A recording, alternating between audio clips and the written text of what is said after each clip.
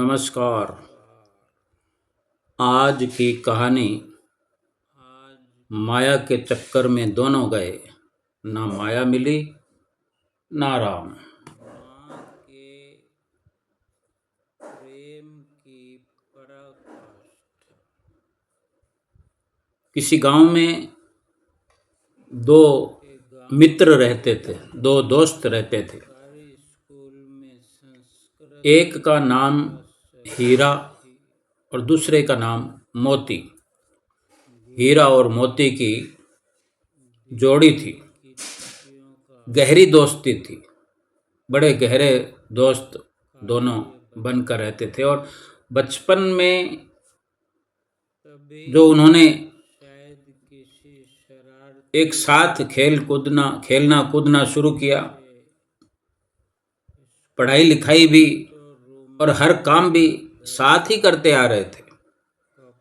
कहीं जाना तो एक साथ जाते, कोई खेल खेलते बचपन में तो एक साथ खेलते, पढ़ाई लिखाई भी एक साथ बैठकर करते, स्कूल भी एक साथ जाते, साथ में आते। जब वे बड़े हुए तो उन पर काम धंधा ढूंढने का दबाव आने लगा। घर वाले तो कहते ही हैं, लोग भी ताने मारने लगे कि दोनों निठल्ले हैं, दोनों निकम्मे हैं, एक पैसा भी नहीं कमाते। कोई कहता आवारा घूमते हैं। वो भी सबके ताने सुनकर परेशान थे। एक दिन दोनों ने विचार विमर्श करके शहर की ओर जाने का फैसला कर लिया कि चलो शहर चलते हैं। अब मन बना लिया, अपने घर से रास्ते के लिए भोजन खाना पीना लेकर के, खाने पीने का इंतजाम करके दोनों दोस्त ही सुबह सवेरे भोर होते ही शहर की ओर चल पड़े। तब अक्सर ऐसा ही लोग करते थे, क्योंकि पैदल चलना होता था। सुबह सवेरे निकल पड़ते और चलते चलते दूर शहर तक पहुंच जाते। घने जंगल को पार करना होता। वो भी सुबह सुबह निकल पड़े। शहर का रास्ता बीच में जंगल से गुजार कर ही हाथ आता था। जंगल से गुजरने के बाद शहर नसीब होता था। तो दोनों जो दोस्त हैं एक साथ अपनी मंजिल की ओर चले जा रहे थे। रास्ता लंबा तो था ही। अब थकान होने लगी तो उन्होंने एक पेड़ के नीचे सहारा लिया। एक पेड़ के नीचे आराम करने का भी फैसला कर लिया और दोनों ही दोस्त मिलकर पेड़ के नीचे विश्राम करने के लिए बैठे ही थे कि इतने में एक साधु वहां पर भागता भागता हुआ आया। साधु बड़ा तेजी से हाँफ रहा था, जैसे दूर से कहीं से भागता आया हो और बड़ी जोरों से श्वास चल रही थी, हाँफ रहा था और बेहद डरा हुआ भी था। दोनों मित्रों में हीरा और मोती जो थे, मोती ने साधु से उसके डरे हुए होने का कारण पूछा, भाई तुम क्यों डरे हो? तो साधु ने बताया कि आगे एक रास्ते में एक डायन है और उसे हराकर आगे निकलना बहुत मुश्किल है। यानी मैं जहाँ से आ रहा हूँ और तुम अगर उधर जा रहे हो तो मैं जिस रास्ते से आया हूँ उस रास्ते में एक डायन है। उससे लड़ना झगड़ना मुकाबला करना बहुत मुश्किल है। अगर मेरी सलाह मानो तो तुम दोनों यहीं से वापस लौट जाओ। आगे मत जाना इधर। ये कहकर साधु अपने रास्ते चल पड़ा। अब हीरा और मोती दोनों दोस्त जो हैं वो साधु की बातों को सुनकर असमंजस में पड़ गए। दोनों आगे जाने से डरने लगे। दोनों के मन में घर लौट जाने का विचार आ गया, लेकिन लोगों के ताने जो सुना करते थे, लोगों के ताने सुनने के डर से उन्होंने वापस लौटना घर की ओर ठीक नहीं समझा और आगे बढ़ने का ही निश्चय किया। आगे का रास्ता और भी घने जंगल का था और दोनों बहुत डरे हुए भी थे। कुछ दूर और चलने के बाद उन्हें एक बड़ा सारा कोई झोला मिला, थैला दिखाई दिया। दोनों दोस्त डरते हुए उस थैले के पास पहुंच गए। उसके अंदर उन्हें कुछ चमकता हुआ नजर आया। उस झोले को खोलकर देखा तो उनकी खुशी का कोई ठिकाना ही नहीं रहा। उस थैले में तो बहुत सारे सोने के सिक्के थे। सिक्के इतने सारे थे, थैला भरा हुआ था। इतने सोने की अशर्फियां थी कि दोनों की पूरी जिंदगी आसानी से पूरे ऐश और आराम से कट सकती थी। दोनों खुशी से झूम रहे थे। उन्हें अपने आगे बढ़ने के फैसले पर गर्व हो रहा था कि अच्छा किया हमने जो हम पीछे घर लौट कर नहीं गए और आगे बढ़ चले। और उस साधु का मजाक उड़ा रहे थे कि वो साधु जो मिला था आकर के हमें बता रहा था, कितना मूर्ख था जो आगे जाने से डर गया। आया वो भी उधर से ही था जहाँ से वो दोनों दोस्त आए थे और उधर ही जाना था, लेकिन वो डाइन को देखे भाग आया था और इनको मना कर रहा था। तो वो तो अपने घर लौट गया, लेकिन इनको मना करने के बावजूद भी ये डरे नहीं। डरते हुए भी हौसला करके आगे बढ़ने का निश्चय इन्होंने किया था। तो अब उसकी ये बातें बना रहे थे साधु की कि वो डरपोक निकला। तो अब दोनों दोस्तों ने क्या है, वो अशर्फियाँ बांटने और फिर एक साथ भोजन करने का निश्चय किया। तो फिर से एक पेड़ की शरण लेकर पेड़ के नीचे बैठ गए। हीरा ने मोती से कहा कि वो आसपास के किसी कुएं से पानी लेकर पहले आएंगे ताकि भोजन जो है आराम से कर सके।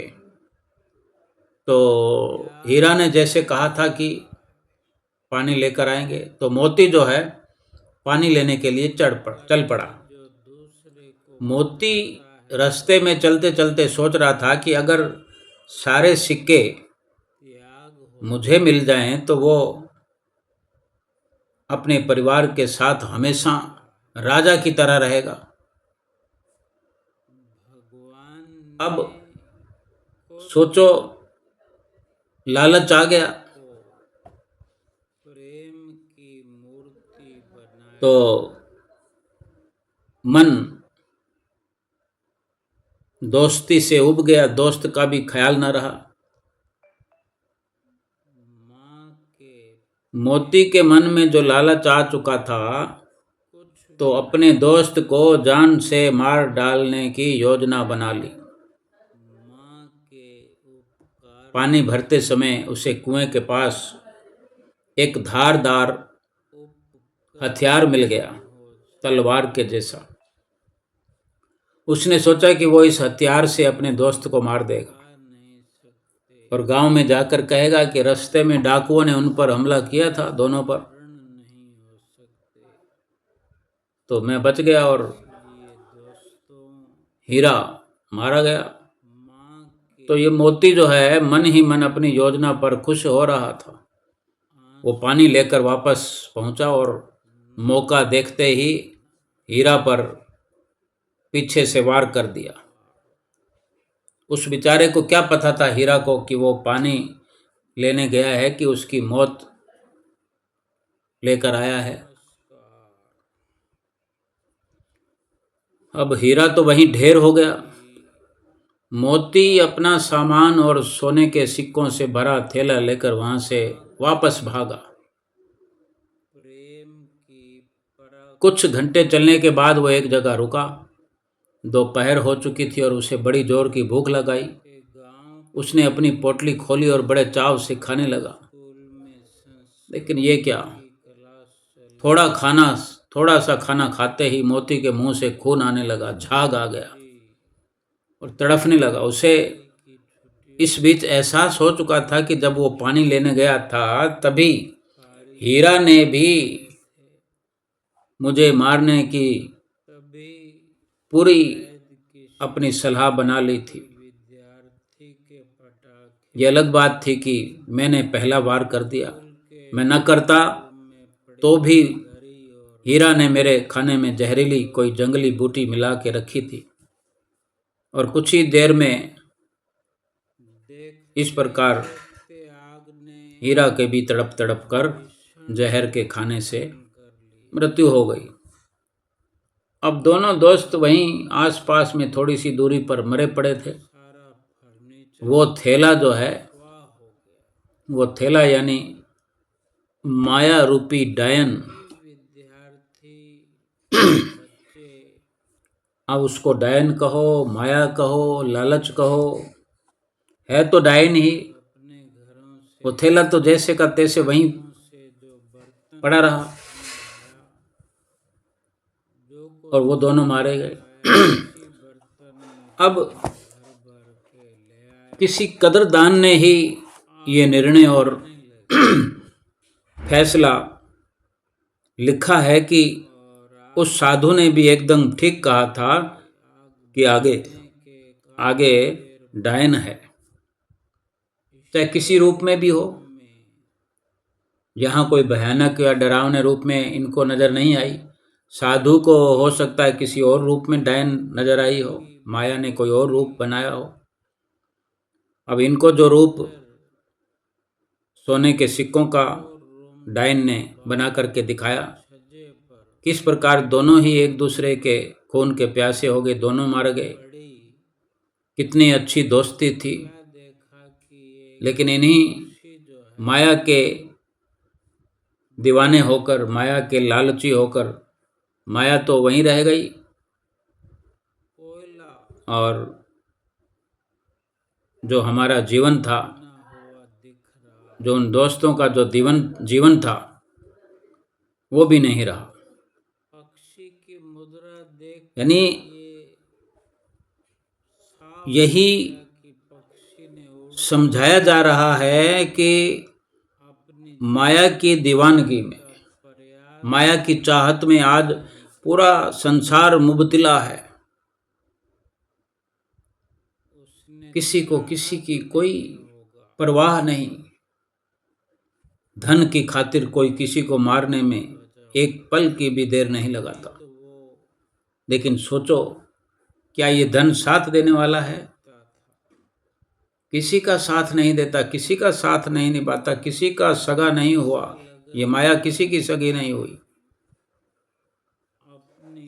वही साधु ने कहा था कि आगे डायन है, इशारा किया था। सिक्कों से भरा हुआ थैला उन दोस्तों के लिए डायन ही साबित हुआ।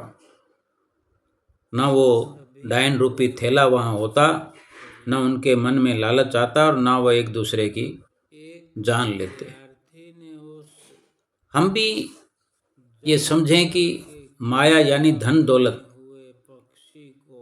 केवल इस धन दौलत की दीवानगी, इस धन दौलत की संपदा का इकट्ठा करने में हम इतना उलझे हैं, उलझ गए हैं कि अपने रिश्ते नातों तक को भुला दिया है। माया रूपी डायन आज हर घर में बैठी है। इसी माया के चक्कर में ये मानव आज का दानव बन बैठा है। हमें इस कहानी से यही शिक्षा मिलती है कि हमें कभी भी रुपया पैसा को, धन पदार्थ को ज़रूरत से अधिक महत्व देना ही नहीं चाहिए। फिर चाहे अपनी दोस्ती को बचाने के लिए, घर परिवार को बचाने के लिए, रिश्तों को बचाने के लिए, इसको बीच में नहीं लाना चाहिए। हमारे पूर्वजों ने और शास्त्रों में भी वर्णन आया है, पूर्वजों ने भी कहा है, बड़े बुजुर्गों ने कहा है कि माया के चक्कर में दोनों गए, ना माया मिली ना राम। कितने एक से बढ़कर एक दृष्टांत है। मोह के चक्कर में, लालच के चक्कर में, अहंकार के चक्कर में इंसान अपना अस्तित्व समाप्त कर बैठता है। इतना सुंदर ये जीवन है। ये एक ऐसा ही दृष्टांत है। एक कामता नाथ जी हुए हैं। कामता नाथ नाम के एक व्यक्ति ने एक पार्क में एक दिन वो सैर करके लौट रहे थे, तो उनके पीछे एक कुतिया मादा डॉगी और उसका पिल्ला, उसका बच्चा उसके पीछे पीछे आने लगे कामतनाथ जी के। पहले तो उन्होंने अनदेखा कर दिया, पर जब घर तक पहुंच गए तो देखा पीछे पीछे घर तक चले आए, तो उन्होंने उन दोनों को दूध और ब्रेड खिलाया। तो अब ये किस्सा कई दिन तक चलता रहा और एक दिन दोनों प्राणी, वो कुतिया और उसका पिल्ला, अंदर आ गए।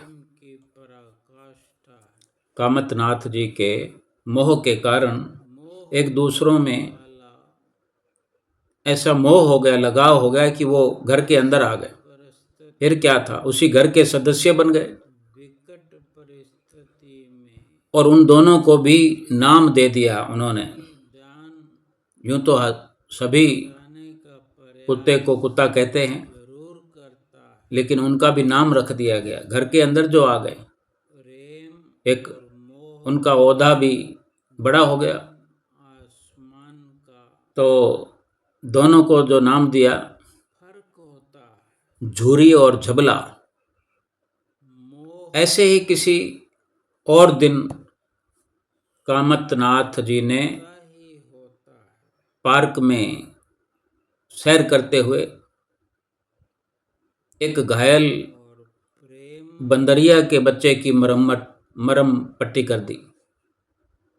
तो वो भी अपने बच्चे को लेकर उनके साथ होली, वो बंदरिया और उसका बच्चा, वो भी उनके पीछे पीछे चले आए।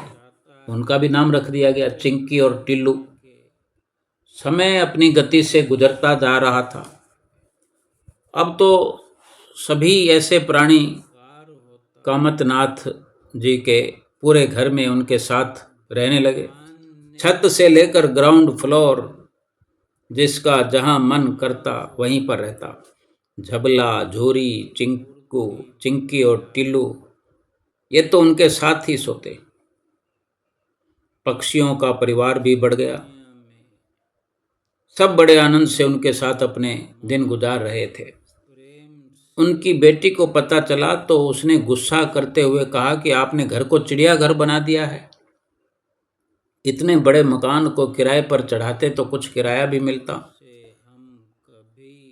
और वो हंसकर उसकी बात का जवाब देते हुए कहते, तुम्हारे कहने पर मैंने किराएदार तो नहीं, पर रिश्तेदार जरूर रख लिए हैं, फिर भी तुम्हें परेशानी हो रही है। इसी तरह अपने इन्हीं रिश्तेदारों के साथ उन्होंने पूरे 2-2.5 साल गुजार दिए।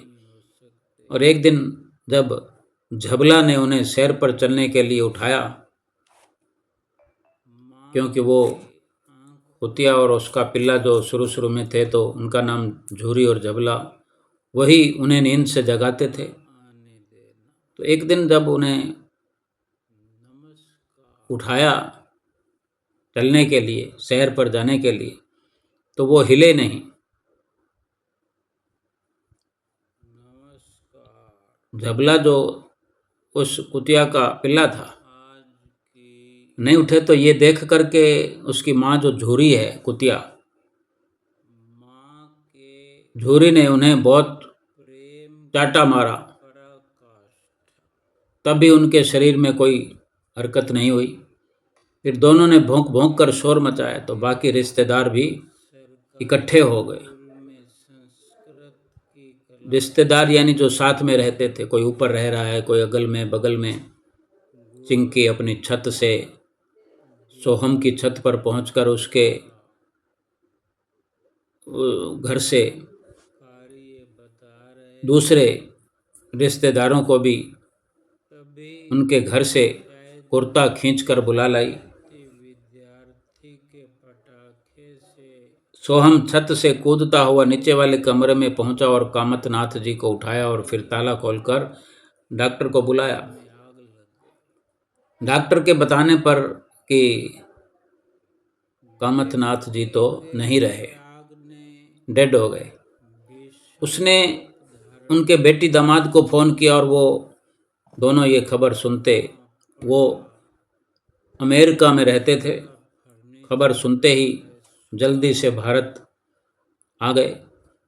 उसने घर में आकर देखा तो वो हैरान हो गई कि कितने कबूतर, चिड़ियाँ, गौरैया, साथ साथ बंदर, कुत्ते सभी उनके आसपास गमगीन होकर बैठे हुए हैं। गिलहरी उनके माथे को सहला रही है, चिड़िया अपनी चोंच से प्लास्टिक के चम्मच से उनके बंद मुंह में पानी डाल रही है। ये सब आपके पापा ने इन्हें सिखाया है, वो सोहम जो है नम आँखों से बोला। चिंकी बंदरिया ने ही मुझे आपके पापा के बारे में बताया था। निधि जो उनकी बेटी है रो पड़ी, फूट फूट कर रोने लगी। उसके पति अनिल ने उसे हौसला दिया। शमशान घाट पर कोई उड़कर पहुंचा, कोई चलकर पहुंचा। रिश्तेदार के नाम पर निधि के ससुराल वाले और कुछ कामतनाथ जी के पुराने परिचित भी वहां पहुंच पाए। कामतनाथ जी और उनकी पत्नी सरला दोनों इकलौते थे और दूर के किसी रिश्तेदार को निधि जानती नहीं थी। और इसी प्रकार उनका दाह संस्कार करने के चौथे दिन के बाद सब चले गए और घर में रह गए निधि और उसका पति और वो सभी जीव जंतु। घर का क्या करना है? अनिल ने पूछा। करना क्या है? पापा के रिश्तेदार रहेंगे। अनिल उसकी बात सुनकर मुस्कुराने लगा, पर उसका मतलब समझा नहीं। निधि ने एक एनजीओ से बात की और अपने 150 गज के पूरे घर को जीव जंतु संरक्षण में बदल दिया। अब यहाँ हर प्रजाति के पशु पक्षियों को संरक्षण मिलेगा और उनकी देखभाल भी होती रहेगी और घायल जीव जंतुओं का इलाज भी किया जाएगा। निधि और अनिल ने कई लोगों को इस संरक्षण केंद्र से जोड़ा ताकि प्राणी जगत को सुरक्षा और रहने का स्थान मिल सके। और केंद्र का नाम रखा गया कामतनाथ प्रसाद के रिश्तेदार। ये भी एक अपने जीवन की जीवन शैली है, एक परोपकार का, किसी की मदद का, किसी का सहारा बनने का एक अपना नज़रिया है कि अपनी मतलब परस्ती को छोड़कर, खुद गर्जी को छोड़ करके दूसरों का, बल्कि उन पशुओं का, उन पक्षियों का जिनकी कोई परवाह करने वाला नहीं है, उनका सहारा बन करके एक उपकार करना। किस प्रकार जीव जंतुओं को जब कभी मरहम पट्टी की ज़रूरत होती है,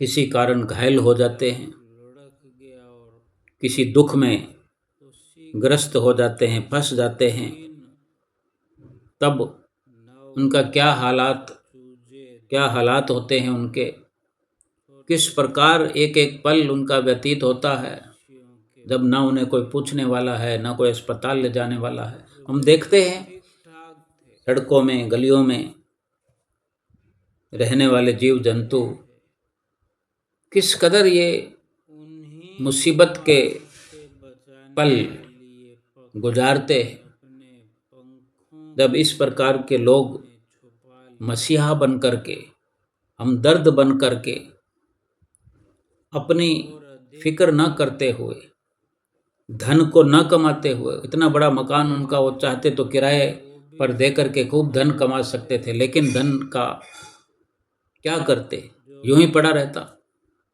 उन्होंने सदुपयोग किया। बहुत से बुद्धिजीवी ऐसे होते हैं, और जरूरी नहीं कि इस प्रकार से ही सदुपयोग किया जाए, अनेक प्रकार से किया जा सकता है। उनको कोई ऐसी जगह बनाकर दी जा सकती है जंतुओं के लिए, जीवों प्राणी के लिए, कुत्ते बिल्लियों के लिए, पक्षियों के लिए, गायों के लिए, अनेक प्रकार की जो प्रणालियां हैं, तौर तरीके हैं, उनको अमल में लाया जा सकता है। तन से, मन से, धन से पुरुषार्थ करते हुए, केवल खुदगर्जी और मतलब परस्ती ही जीवन नहीं है। भगवान ने हर प्राणी को जन्म दिया है। अगर हमारी किसी को ज़रूरत है तो हम खुद ये सुनिश्चित करें कि अपने तन से, मन से बलिदान करके जीव प्राणियों की रक्षा करें और भगवान का आशीर्वाद प्राप्त करें। नमस्कार।